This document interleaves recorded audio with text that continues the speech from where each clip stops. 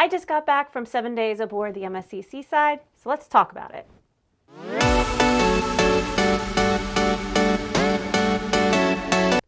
Hi, AJ here with Byte Size Cruises. I just got back from a 7-day cruise aboard MSC Seaside, and I want to go over my initial feelings and thoughts about the ship, how everything went, and kind of give you an overview of the trip while we're still putting together all the other videos about everything more in depth. So, to kick us off, embarkation day. Now for me, I did fly in the day of, which is a big no-no normally for what we normally recommend. However, hotels in Miami were very expensive that weekend, almost twice as much as they were the following weekend for John's trip. So I did opt to fly in the day of, and it actually worked out great. My flight got in at about 9 o'clock in the morning, which gave me, actually might have been before 9 a.m. I was supposed to get in at 9 a.m. and I think we landed closer to 8:30. So I was actually at the port by like 10:15. Once I got to the port, I was super early and they hadn't opened their security yet. So I had gotten to the airport like way too early, an hour before TSA opened, and spent an hour in line there. And then I got to the port early, and thankfully that one was only like 15 minutes before they opened security, but I was in line when they opened security. Once security was opened, I actually basically just walked right through. There was no line to check in. I walked up to the desk, gave them my stuff, and even though my boarding pass said 12:30, since there was no line, no one was waiting, it wasn't backed up, I was able to go right up and work in the terminal. I did end up doing some work that day, booking some other trips for people, and so it was really nice to actually have some time to sit where I didn't have to worry about making it to the port on time and kind of beating all of that traffic. Coming into the port at that time of day was pretty easy because most people weren't there yet, since it was before the initial boarding time posted on the ticket. However, there were still a lot of people leaving. And so we were watching people leave the ship as we were sitting there. Once the last person got off the ship, they let us right on. And it was really cool because they had people like dancing and singing right as they let us onto the ship. I was probably one of the first 50 people that got on board. Getting on board that early was a really interesting experience because the buffet wasn't open yet. I've never gotten on board when the buffet wasn't open. They were still turning things over. I have no idea why they let us on the ship that early. I would have actually had us wait like another half an hour, but we were on the ship by 10:30. And everything went super smooth. One of the things with embarkation that I really love about MSC is that they let you drop your stuff off in the room and then leave. They're like, it's not done cleaning. You can't go hang out in there, but you can drop your stuff off, which was really nice. So I did that and wandered around, but it was so smooth. My only complaint with MSC and embarkation day is the muster drills. I hate how they do muster drills. You go to your room, you watch a video. It's the same video every time. It's the same type of video that they make you watch on your phone for other lines. Then you have to dial a number and then physically go to your muster station. And it's just really inefficient. And one thing that I missed in the instructions is you were supposed to wait in your room until your room block was called. So they were going deck by deck, but I don't know if I missed it or it's just something we haven't run into before. So I did end up jumping the line accidentally on that and going down right away. And it was chaos because I'm pretty sure other people missed that announcement too. So that was a hot mess, but otherwise everything was super smooth. Loved it. It was one of the easiest embarkation experiences I have ever had. Up next, the ship overall. This ship was really pretty. It is a beautiful ship. It was very strangely laid out. So normally on the upper decks, you can walk straight across most of the deck. There's not once you're on the pool deck, for instance, you don't have to go up or down to really maneuver into different parts of the ship. There's the windbreakers, but all of 16 is open. It's usually on the pool deck or above where the jogging track is. There was no jogging track on the ship. And the pool deck, you couldn't move all the way through. So this ship had 2 buffets. One was on 8, which was a middle deck, and one was on 16, which was the pool deck. The smaller one was on the pool deck. And you went up, if you went up the panoramic elevators, you ended up on the pool deck. And then there was the buffet. And then you couldn't go any further about halfway down the ship. You had to go up a deck and go all the way across that way, which was not a full deck. Also, if you went up the inside stairs, you had to go through a play area. If you went out the outside stairs, you went on the outside of the ship. So like if it was raining, you either had to take a choice between going through a room with water falling from the sky for kids to play in or outside with water falling from the sky. There was no dry way to get to the other side of 16. Very strange. So if you did go through all the way across deck 17, you would end up going through the jungle pool, which was supposed to be adults only, but wasn't. And then you could go back down to 16 where Chef's Court was, which is where Ocean Key, Butcher's Block, Butcher's Table, Butcher's Cut, sorry, and the Asian Fusion restaurant were. The other thing I have not run into that I ran onto the ship is that they actually closed the doors on that area. So when it wasn't in use, when they weren't open, it was shut and locked. And I went in there to film and actually got kicked out, which is also strange for a ship. I've never been asked to leave an area that's been empty as long as I wasn't bothering anyone. And like I wasn't, I just was holding my camera and walked in and was like starting to do a pan and they're like, you need to leave. And I'm like, oh, okay. Other than that, just that whole disjointed feeling went through the entire ship. It seemed like somebody took several different concepts and put them together. That being said, once you figured out the layout and you could like really easily plan a way to go, there was enough room for everybody to be on the ship. Like it didn't feel super crowded. Even when shows were letting out, it didn't feel crowded. And it is a very beautiful ship. There's a lot of nice touches. It has that very European feel. I did really enjoy the ship once I got used to it all. One thing, and this is a complaint with MSC in general, is those crystal stairs. So some of the easiest stairs to use in the atrium are the crystal stairs. And MSC didn't have photo shoots in front of the stairs at any point, which I was really grateful about.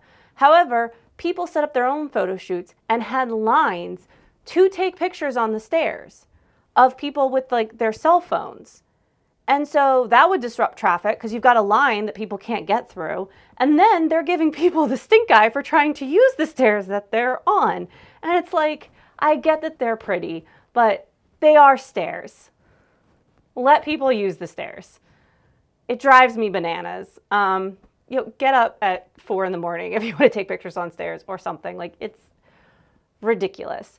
And also, if you don't have a professional camera, you can't really see the like shine in the stairs. They don't turn out nice. So I don't know.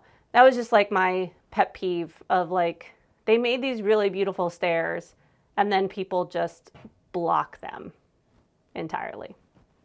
So yeah. Next up, service. I have no complaints here. As we've mentioned in other videos, it is a very European vibe. So people aren't like coming up and asking you if you need things as often. Instead, they're very helpful when you come to them and ask for things. My room steward was great. He brought me ice every night. He checked in whenever I was passing him. He always made sure that everything was up to snuff. He helped me because like my key card reader was weird in my room that you put the lights in. So he was great, loved him. Everyone I ran into was really nice. One funny thing that happened, and I'm not even that, like, I'm not mad about it. It's just like, okay, was I was trying to buy a shirt for my husband, and my husband is 6 foot and like 160 pounds. Or 6'1" and 160 pounds. He's not a big guy. And he wanted a shirt that said, "You're not a taco, you can't make everyone happy." So I go to Hola Tacos and to buy the shirt, and he wears a medium. And so the guy's like, "What size do you need?" And I said a medium, and he goes, "Is it for you?" And I'm like, "No, it's for my husband." And he's like, "Are you sure you want a medium?" I'm like, "Yes, I'm sure I want a medium. I know what size he wears." And it was just very like, "That's not going to fit you." I'm like, "I am not wearing to wear a medium. Thank you, sir." So that was the only service weird thing. But, and you know I'm bigger, so like it didn't really faze me. It was just, I was shocked to get asked that question about what shirt I wanted. Are you sure? Yeah, I'm positive. But yeah, overall service was great. Nothing to complain about. Which takes us to food, everyone's favorite. So I did do specialty dining this time. I did Ola tacos and I did the sushi at the Asian Fusion. It was not a conveyor belt sushi place, which I was sad about, but it was really good sushi. So both those meals were excellent. I can't wait to go into more review with those. As for the included food, I did not eat in any of the dining rooms. I did stick to the buffet. The thing that really surprises me about the buffet on MSC is it's like the same food every day. There's very little variation. So I ended up eating a lot of pizza. But like the Indian food was the same Indian dish every day. Same thing with like the Asian corner. The pizzas, there was like 3 that they rotated and then like 2 staples that were there every day. And then like same thing with the pastas. So there's like one dish that's different every night and then everything else is exactly the same. So I did end up eating a lot of pizza. That being said, the food was good. I have no complaints about the food other than it being very repetitive. Everything tasted good, was cooked well. I didn't get sick. So like the greens in the salad bar were nice. The soups were hot. Everything was good. The pizza was not as good on Seaside as it was on Meraviglia, but still decent, decent enough. It's still pizza I would buy on land. Like it wasn't bad by any stretch of the imagination. Meraviglia was just a little better. And then I love that they had soft serve every day at lunch. I do love soft serve. And the gelato was amazing as always. So the food was excellent. I will say if you are a super picky eater, just be aware that if you don't do pizza, hot dogs, or hamburgers, you might have trouble finding something to eat. They do have peanut butter sandwiches in the upstairs buffet for kids, but yeah, it was good. Food was really good. I really enjoyed the sushi. I did get the sushi a la carte, which is something I think I want to do at the sushi restaurants moving forward, as then I can get exactly what I want. There's nothing else on the plate. I ended up spending about $30 on sushi, and then I did the all-you-can-eat at Ola tacos. Both were amazing, and I will be going more in depth on those in a later video. Next up is the itinerary. This itinerary was great. So Costa Maya, it did rain, but the port of Costa Maya is amazing. I'm so sad that Royal bought it and it's going to be closed to other cruise lines because it is such a nice little port. We did get rained out, but I still got a good video of most of the port. And it's just beautiful, and it's so nice when a port is robust enough that you don't feel like you have to leave to get like the beach experience. And that definitely is the feeling there. It feels like a private island visit or an all-inclusive resort visit where, well, it's not all-inclusive, but you know, it gives that feeling of like, you don't need to go anywhere else to experience it. With it being rainy, it was really crowded. There were 3 ships there. One of them was Icon. And so it was very crowded because everyone was clustering in the same places to stay out of the rain. But had it not been for that, it would have been a beautiful port day and an amazing port. Cozumel, I did not get off the ship, and that had been my plan. Cozumel, you really need an excursion. Well, Honduras, Cozumel, and Costa Maya. You really need an excursion to experience like anything outside of the port area. And so Costa Maya and Honduras are both really nice ports that, you know, cater to people coming and spending time in the port and having that like beachy vibe right there where people don't need to leave. There's shopping, there's dining, there's beach, water areas. Costa Maya, the port is not that robust, so I ended up staying on the ship, did most of my filming that day, but it is a solid port if you want to do snorkeling or any type of excursions there. And then Honduras was really nice. It did rain for a little bit there, but only briefly. Otherwise, it was partly cloudy, which is actually really good unless you're trying to get a tan, because it meant that it wasn't super hot and it was nice to just relax outside there for a little bit. And then the last stop that we made, which was actually our last day, we didn't have a sea day before getting back to port. Our last day was a port day. And that was at Ocean Key. Ocean Key is amazing. It is one of my favorite private islands. I did manage to find a shady spot, but it still stands that if you want to be guaranteed shade, make sure that you spend the $30 for an umbrella. It is worth it if you're going to be spending time outside. I ended up walking the entire island that day, seeing all there is to see, and there is a lot that's kind of like tucked away in the back. So especially if you don't like crowds, move back on the island, and there's no one back there, and there's really cool waves. People have set up cairns of stones, because you can't take stones or shells off the island with you, which I was sad because there were some really cool rocks. So I really enjoyed that being our last day and our last stop. So solid itinerary, 10 out of 10 on that. I do kind of wish I had booked some excursions, especially in Cozumel and Costa Maya. And then lastly, disembarkation. It was as smooth as embarkation. So it started at 7:15 for walk-off. As normal, they did not call the walk-off people. They're like, it's now ready. So I waited until 7:10 and I was going to go get in line. There was already no line, and they were starting to call luggage tags at that point. So I actually walked down, and it was supposed to be that I had to go down to 6, down to 6, and walk back to the other side of the ship, and then come back up this way. They had the rope in the center, and instead they just had the rope open and were waving people through because the line was moving so quickly.